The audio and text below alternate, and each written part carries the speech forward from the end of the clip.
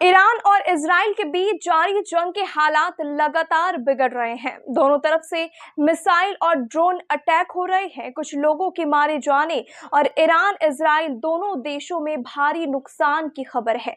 हालांकि अभी तक ये जंग सिर्फ ईरान और इजराइल के बीच ही सीमित नजर आ रही है। इस बीच संयुक्त राष्ट्र भारत, रूस और अमेरिका शांति की अपील दोनों देशों से कर रहे हैं, लेकिन इस बीच यमन और इराक में भी बम धमाकों की खबरें भी मिल रही है। ऐसे में क्या ये जंग ईरान और इस्राइल की सीमाओं पर पार कर सकती है? क्या होगा अगर इस युद्ध में अमेरिका और रूस, चीन सीधे शामिल हो जाएंगे? क्या ये ईरान इजराइल के बीच जारी जंग में सबसे बुरे हालात हो सकते हैं? ईरान इजराइल के इस जंग में सबसे बुरा क्या हो सकता है?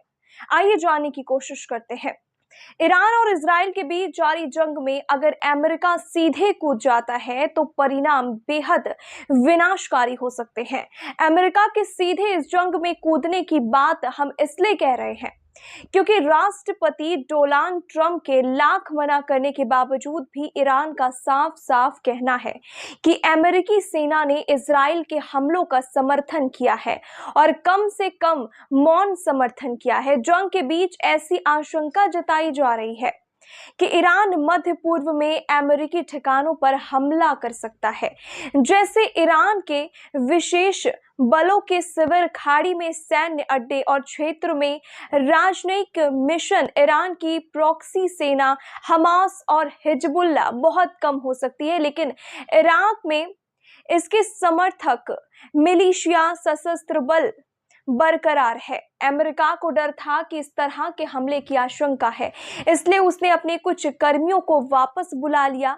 इसके साथ ही कड़े शब्दों में संदेश दिया है कि ईरान को अमेरिकी ठिकानों पर किसी भी हमले के बाद गंभीर परिणाम भुगतने पड़ सकते हैं।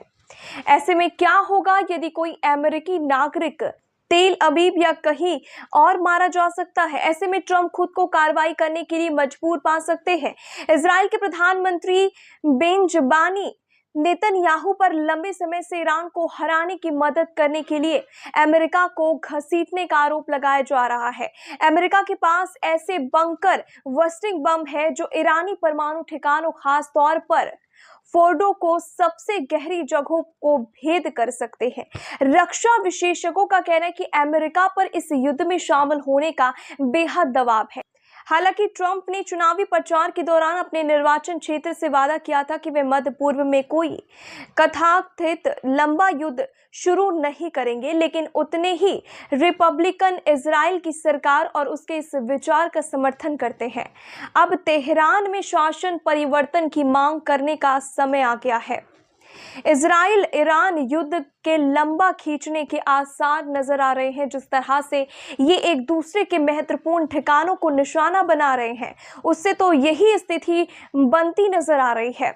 वहीं युद्ध के बीच अमेरिका ने अपने नागरिकों को किया अलर्ट और कहा कि बिना कारण ईरान की यात्रा ना करें। अमेरिका ने कहा कि जो ईरान में है वो तुरंत देश छोड़ दें। जो अमेरिकी नागरिक ईरान छोड़ने में असमर्थ हैं, उन्हें लंबे समय तक वहां रहने के लिए तैयार रहना चाहिए।